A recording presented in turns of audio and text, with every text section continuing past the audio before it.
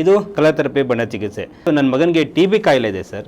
Doctor ಹೇಳಿದರೆ ಇದು ಕಾಯಿಲೆ ಮೀರಿ ಹೋಗ್ಬಿಟ್ಟಿದೆ ಅಂತ ಹೇಳಿದರೆ. TB ಕಾಯಿಲೆ ಮೀರಿ ಹೋದರೆ ಸೊ ಏನು ಪರಿಹಾರ ಇದೆ ಅಥವಾ ಅದಕ್ಕೆ ಮುಂಚೆ ನಾವು ಏನು ಪರಿಹಾರ ಮಾಡ್ಕೋಬೇಕು ಇನಿಷಿಯಲ್ ಟೈಮಲ್ಲಿ? ಫೈನಲ್ ಆಗಿ ನಾವು ಮಾಡೋ ಎಲ್ಲ ಟೆಕ್ನಿಕ್ಸು ಯಾವಾಗ ವರ್ಕ್ ಆಗುತ್ತೆ ಅಂದರೆ ನಿನ್ನ ದೇಹದಲ್ಲಿ ಸ್ವಲ್ಪ ಶಕ್ತಿ ಇರಬೇಕು.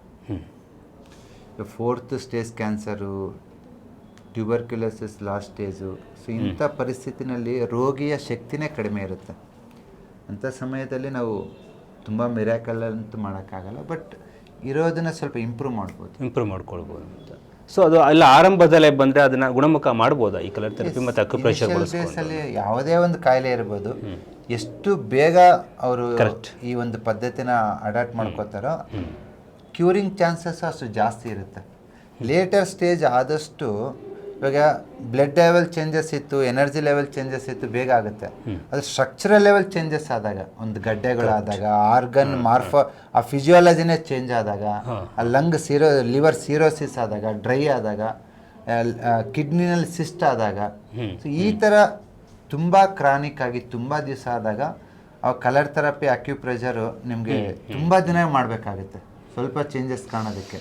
ಅದೇ ಅರ್ಲಿ ಸ್ಟೇಜಸ್ ಅಲ್ಲಿ ಮಾಡಿದಾಗ ಸ್ವಲ್ಪ ದಿನ ಮಾಡಿದ್ರೂ ಬೆಸ್ಟ್ ರಿಸಲ್ಟ್ ಬಂದಿರುತ್ತೆ ಆ ಥರ. ಕರೆಕ್ಟ್, ಆರಂಭದಲ್ಲಿ. ಸೊ ಅದಕ್ಕೆ ಆರಂಭದಲ್ಲಿ ಸ್ವಲ್ಪ ಎಚ್ಚೆತ್ಕೊಳ್ಳಿ ಅಂತ ಹೇಳ್ತೀವಿ. ಈ ಥರದ್ದು ಅನೇಕ ಸಮಸ್ಯೆಗಳಿಗೆ ಪರಿಹಾರ ಬಣ್ಣ ಚಿಕಿತ್ಸೆ ಮತ್ತು ಅಕ್ಯುಪ್ರೆಷರ್ ಈ ಪುಸ್ತಕದಲ್ಲಿದೆ. ಇದನ್ನು ಡಾಕ್ಟರ್ ಬಸವರಾಜ್ ಅವರೇ ಬರೆದಿರುವಂಥದ್ದು.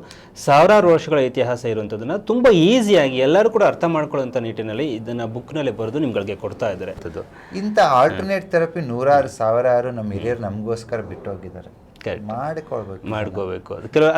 ಕೆಲವು ಸ್ವಾರ್ಥಕ್ಕೋಸ್ಕರ ಹೈಡ್ ಮಾಡಿಟ್ಟಿದ್ದಾರೆ. ಆದರೆ ಇವತ್ತು ಡಾಕ್ಟರ್ ಬಸವರಾಜ್ ಅವರು ಅದನ್ನು ಹೊರಗಡೆ ತೆಗೆದು ನನ್ನ ತಲೆಯಲ್ಲಿ ಏನಿದೆಯೋ, ನಾನೇನು ಸ್ಟಡಿ ಮಾಡಿರ್ತೀನೋ, ಹಗಲು ರಾತ್ರಿ ಏನಾದರೂ ಸ್ಟಡಿ ಮಾಡಿರ್ತೀನೋ, ಸೊ ಅದೆಲ್ಲವೂ ಕೂಡ ನಾನು ನಿಮ್ಗಳಿಗೆ ಕೊಡ್ತಾ ಇದ್ದೀನಿ, ಬಳಸ್ಕೊಳ್ಳಿ. ಅಟ್ಲೀಸ್ಟ್ ನಿಮಗೋಸ್ಕರ ನೀವು ಹುಷಾರಾದಮೇಲೆ ನಿಮ್ಮ ಮನೆಯವ್ರಿಗೆ ಯಾರಿಗಾರು ಹುಷಾರು ಮಾಡಿ ಅಂತ ಹೇಳ್ತಿದ್ದಾರೆ ಅಂಥದ್ದು. ಸೊ ಹಾಗೆ ಸರ್ ಹಿಮೋಗ್ಲೋಬಿನ್ ರೆಡ್ಯೂಸ್ ಮಾಡ್ಕೋಬೇಕು ಸರ್ ಅಂತ ಹೇಳಿದೆ. ರೆಡ್ಯೂಸ್ ಮಾಡ್ಕೋಬೇಕು ಬ್ಲಡ್ಡನ್ನು. ನೀವು ಎಡಗೈ ತೋರು ಬೆರಳು 2ನೇ ಜಾಯಿಂಟಿಗೆ ವಾರಕ್ಕೆ 2 ಸತಿ ನೀವು ಆರೆಂಜ್ ಕಲರ್ ಹಾಕಿ, 1 ಸತಿ ಡಾರ್ಕ್ ಬ್ಲೂ ಕಲರ್ ಹಾಕಿ, ಹಿಮೋಗ್ಲೋಬಿನ್ ಕಡಿಮೆ ಆಗ್ತಾ ಬರುತ್ತೆ.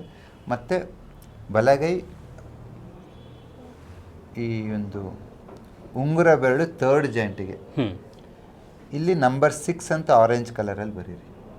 ಓಕೆ, ನಂಬರ್ 6 ಆರೆಂಜ್ ಅಲ್ಲಿ. Yes, colour numerology. ಓಕೆ. ಸ್ಪ್ಲೀನ್ಗೆ ಯಾಕೆ ಬರಿಬೇಕು ಅಂತಂದರೆ RBC ಸೆಲ್ಸ್ 120 ದಿವಸ ಆದಮೇಲೆ ಅದನ್ನು ಐಡೆಂಟಿಫೈ ಮಾಡಿ ಡೆಸ್ಟ್ರಾಯ್ ಮಾಡೋ ಕೆಲಸ ಸ್ಪ್ಲೀನ್ ಮಾಡುತ್ತೆ. ಕೆಲವೊಂದು ಸತಿ ಏನಾಗುತ್ತೆ ಅಂದರೆ ಅದು ಬೇಗ ಡೆಸ್ಟ್ರಾಯ್ ಮಾಡುತ್ತೆ, ಅವಾಗ ಹಿಮೋಗ್ಲೋಬಿನ್ ಕಮ್ಮಿ ಆಗುತ್ತೆ. ಕೆಲವೊಂದು ಸತಿ ಲೇಟಾಗಿ ಡೆಸ್ಟ್ರಾಯ್ ಮಾಡುತ್ತೆ, ಅವಾಗ ಹಿಮೋಗ್ಲೋಬಿನ್ ಜಾಸ್ತಿ ಆಗುತ್ತೆ. ನಿಮ್ಮ ಹಿಮೋಗ್ಲೋಬಿನ್ ಹೆಚ್ಚು ಮತ್ತು ಕಡಿಮೆ ಆಗೋದಕ್ಕೆ ನಿಮ್ಮ ಸ್ಪ್ಲೀನೇ ಕಾರಣ. ಸೊ ಈ ಸ್ಪ್ಲೀನನ್ನು ಪ್ರೆಸ್ ಮಾಡ್ಬೋದು, ಇಲ್ಲ ನಂಬರ್ 6 ಆರೆಂಜ್ ಕಲರ್ ನ್ಯೂಮರಾಲಜಿ ಮಾಡ್ಬೋದು. ಸೊ ದಟ್ ಅದು ಆನ್ ಟೈಮ್ಗೆ ತನ್ನ ಕೆಲಸನ ಮಾಡಿದಾಗ ಬ್ಲಡ್ ಸೆಟ್ರೇಟ್ ಆಗುತ್ತೆ. ಎಸ್, ಈ ಥರ ನೂರಾರು ಸಮಸ್ಯೆಗಳಿಗೆ ಪರಿಹಾರ ಈ ಕಲರ್ ಥೆರಪಿ ಪುಸ್ತಕ ಮತ್ತು ಅಕ್ಯುಪ್ರೆಷರ್. ಇದನ್ನು ಮರ್ಮ ಪಾಯಿಂಟ್ ಅಂತಲೂ ಕೂಡ ಹೇಳ್ತಾರೆ. ಈ ಮರ್ಮ ಪಾಯಿಂಟ್ಸು ಕೂಡ ಸಾವಿರಾರು ವರ್ಷಗಳ ಹಿಂದೆ ಇರುವಂಥದ್ದು. ಇಲ್ಲಿ ಕೂಡ ಕೆಲವೊಂದು ಆಯುರ್ವೇದಿಕ್ ಸೆಂಟರ್ಗಳಲ್ಲಿ ಇದನ್ನೆಲ್ಲ ಮಾಡ್ತಾ ಇರ್ತಾರೆ. ಸೊ ಸಿಂಪಲ್ ಆಗಿ ನಿಮಗೆ ನೀವೇ ಆಯುರ್ವೇದಿಕ್ಕು, ನಿಮಗೆ ನೀವೇ ಡಾಕ್ಟ್ರು, ಅಷ್ಟು ಮಾಡ್ಕೊಂಬಿಡಿ.